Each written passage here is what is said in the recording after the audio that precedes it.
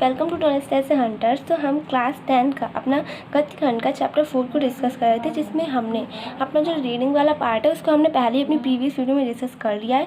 अगर आपने अभी तक वो वाली वीडियो को वॉच नहीं किया तो जल्दी से वॉच करिए, फिर इस क्वेश्चन वाले पार्ट पर आना गाइस, क्योंकि अगर आपको वीडियो सही से आपने वॉच किया होगा पहले वाला स्टोरी वाला जो चैप्टर इसमें एक्सप्लेन किया है, तभी आप क्वेश्चन आंसर को अच्छे से कर पाएंगे। गाइस हमने अपने प्रीवियस वीडियो में अपना जो क्वेश्चन 4 है वहाँ तक हमने पहले डिस्कस कर लिया है। जो आज हम रिमेनिंग क्वेश्चन है उसको डिस्कस करेंगे। तो क्वेश्चन 5 क्या है, लेखक ने फादर बुल्के को मानवीय करुणा की दीप चमक क्यों कहा है।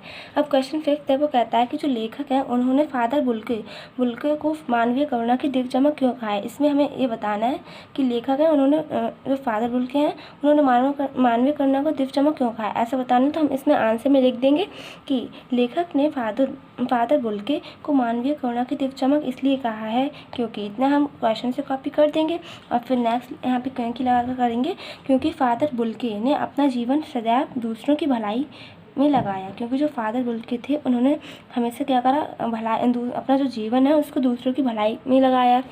फिर लिखेंगे उनके मन में दूसरों के लिए हमेशा प्यार तथा ममता झलकती रहती थी, जो हर किसी में केवल अपने प्रियजन के लिए होती है।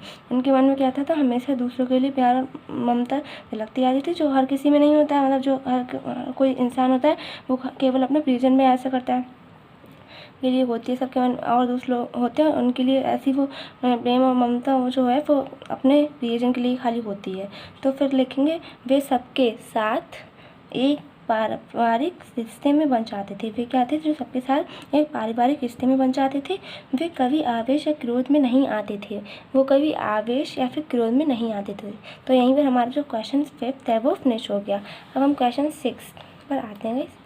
क्वेश्चन 6, फादर बुल्के ने सन्यासी की परंपरागत छवि से अलग एक नई छवि प्रस्तुत की है, कैसे। तो हमें क्वेश्चन 6 में कह रहा है कि फादर बुल्के ने सन्यासी की परंपरागत छवि में एक अलग नई छवि प्रस्तुत की है, कैसे। हमें नई छवि के बारे में कैसे प्रस्तुत की है वो बताना है। तो आंसर में लिख देंगे फादर बुल्के ने भारत आकर शिक्षा पूरी करने के बाद अध्यापन को अपना कर्म क्षेत्र बनाया। तो फादर बुल्के ने भारत आकर अपना जो शिक्षा है उसको पूरी करने के बाद अध्ययन को अपना कर्म क्षेत्र बनाया। पारंपरिक सन्यासी कर्म की तुलना में त्याग पर अधिक जोर देते हैं। जो पारंपरिक सन्यासी कर्म की जो तुलना में त्याग पर वो अधिक जोर देते थे। फिर वही है, वे ईश्वर भक्ति में अपना सारा समय लगा देते हैं। मतलब जो वो क्या करते थे, ईश्वर भक्ति में अपना जितना भी टाइम होता था वो सब कुछ लगा देते थे हैं। फिर नेक्स्ट पैरा में हम थोड़ा पैराग्राफ चेंज करके लिखेंगे, फादर बुल्के सन्यासी लेने के बाद भी समाज सेवा करते थे। फादर बुल्के सन्यास लेने के बाद भी समाज सेवा करते थे। वे लोगों के पारंपरिक रिश्तों पर निभाते थे तथा उनके सभी उत्सवों और संस्कारों में भाग लेते थे।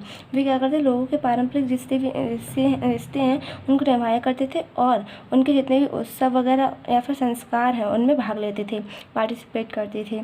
फिर क्या है, उन्होंने सच्चे देश प्रेमी और सच्चे सन्यासी का धर्म निभाया। उन्होंने सच्चे देश प्रेमी और सन्यासी का धर्म निभाया। वास्तव में सच्चा सन्यासी वही होता है जो समाज और देश की उन्नति के लिए कार्य करता है। तो क्या है, वास्तव में सच्चा सन्यासी वही होता है जो समाज और देश की उन्नति में मीन्स प्रोग्रेस में कार्य करता है, मीन्स काम करता है। तो यहीं पर हमारा जो आंसर 6 है वो भी फिनिश हो गया। अब हम अपने क्वेश्चन 7 में आते हैं। ये क्या है, इस क्वेश्चन 7 में आशय स्पष्ट करना है। तो इसमें हमें आशय स्पष्ट करना है, जिसमें 2 है, एक तो का है एक खा है। तो फर्स्ट वाले में क्या है, नम आँखों को गिनना, स्याही फैलाना है, स्याही। तो ये का वाला में हमें इसका आंसर देना और एक खा वाला है, जिसमें क्या है, फादर को याद करना एक उदास शांत संगीत को सुनने जैसा है। तो हमें इन दोनों का आशय स्पष्ट करना है।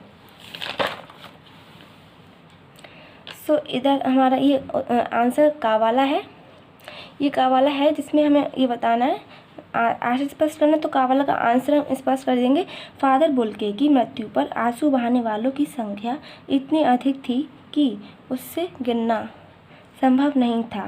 जो इसमें है कि जो फादर बुल्के की मृत्यु पर जो आंसू बहाने वालों की जो संख्या थी वो कितनी थी, इतनी अधिक थी, उसको गिनना संभव नहीं था। उस समय नम आँखों वाले व्यक्तियों के नामों का उल्लेख करना वह स्याही को बर्बाद करने के समान ही था। उस समय क्या था, जो नम आँखों वाले के जो व्यक्ति हैं उनके नाम का उल्लेख करना, मीन्स उसका नोट डाउन करना कि कितने लोग हैं वहाँ पे, उसका करना बस अपने जो स्याही है उसको बर्बाद करने के समान ही था। तो ये हमारा का वाले का आंसर स्पष्ट हो गया।